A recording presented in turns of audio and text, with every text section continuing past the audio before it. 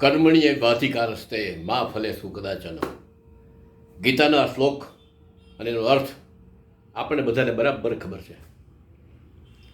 કર્મ કરવાનું છે, ફળની આશા રાખવાની નથી, આવું હું પણ માનતો હતો. પણ તાજેતરમાં એક પુસ્તક મારા વાંચવામાં આવ્યું અને એણે મારા આ ભ્રમનો છેદ ઉડાડી દીધો. કર્મ કરે છે એને ફળ મળે જ છે, માત્ર એ ફળ ક્યારે મળશે એ નક્કી કરવાના અધિકારની તમને છૂટ નથી. મા ફલે શું કદાચ ના.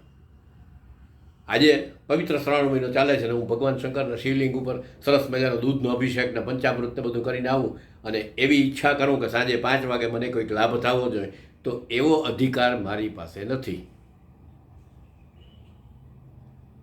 એક દ્રષ્ટાંત કથા છે, બહુ વર્ષો જૂની છે. એક ગામ હતું અને એ વખતે તો કંઈ સુવિધાનો બહુ અભાવ હતો. એક જજ એમાં રહ્યા અને આમ એકવાર સવારના પોરમાં પોતાની નિત્ય ક્રિયા માટે આમ બહાર કુદરતના સાનિધ્યમાં ગયા. અચાનક એક માણસ ગભરાયેલો દોડતો દોડતો એની પાસેથી પસાર થયો અને એની પાછળ એક માણસ હાથમાં છરો લઈને એની પાછળ દોડ્યો અને ઓલા માણસને છરાના 4-5 ઘા મારી દીધા અને ઓલો માણસ અહીંયા જ ઢળી પડ્યો. જજ પણ આફ્ટર માણસ હતા એટલે એ પણ ખૂબ ગભરાઈ ગયા અને ઓલા માણસો સામે બરાબર જોયું જેણે છરો માર્યો હતો એણે, અને એને ચહેરો બરાબર યાદ હતો. પછી તો નાનું ગામ હતું એટલે એની જ કોર્ટમાં આ કેસ આવ્યો અને જજના આશ્ચર્ય વચ્ચે જજે જોયું કે જે ખૂની હતો એ બદલી ગયેલો હતો. કોઈ ભળતો જ માણસ ખૂની તરીકે ઉપાડી આવ્યા હતા, પણ પોલીસે એટલા બધા જડબેસલાક પુરાવા રજૂ કર્યા હતા કે જજના હાથ પણ લાચાર હતા. એને ખબર હતી કે ખૂની કોણ છે, પણ પુરાવા બધા આ માણસની વિરુદ્ધમાં જતા હતા અને એટલે આ માણસને જ ચુકાદો આપવો પડે એવી હાલત હતી. સવારના સેશનમાં બધું નક્કી થઈ ગયું એટલે જજ એમ કહ્યું કે હવે બપોર પછી આપણે આનો ચુકાદો જાહેર કરશું.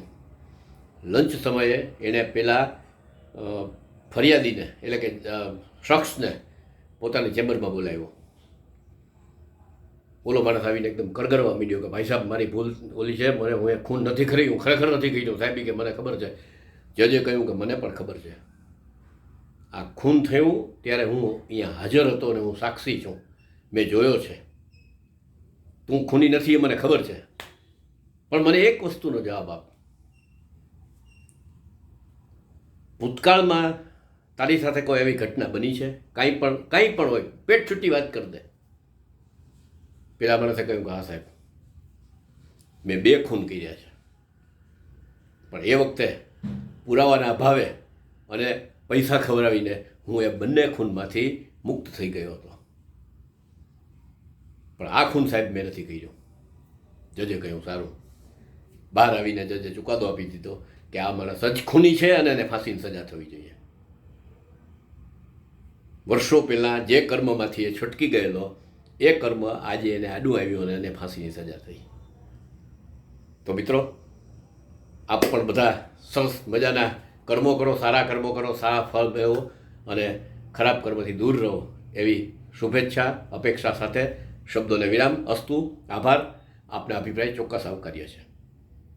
નટરાજ સ્તુતિ બાંસુરી પર રજૂ કરું છું.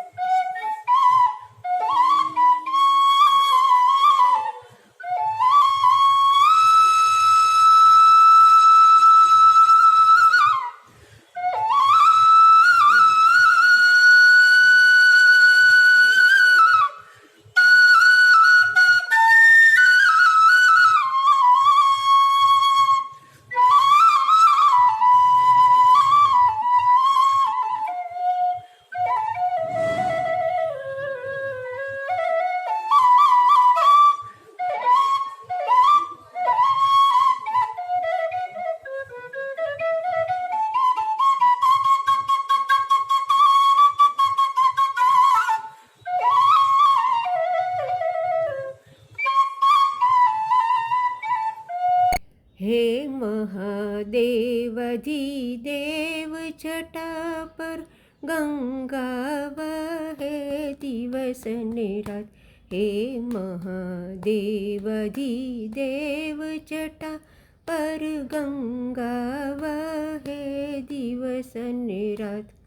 ડાક ડમરૂનો છે ડમડમટ, ડાક ડમરૂનો છે ડમડમટ, ને શંખનો નાદ છે દિવસ ને રાત. શ્રાવણ માસ છે પવિત્ર માસ, શિવજીને ભજલો દિવસ ને રાત.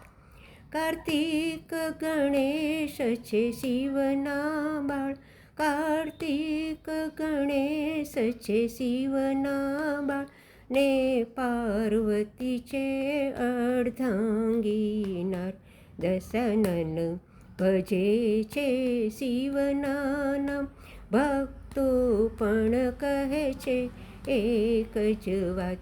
શ્રાવણ માસ છે પવિત્ર માસ, શિવજીને ભજલો દિવસ ને રાત.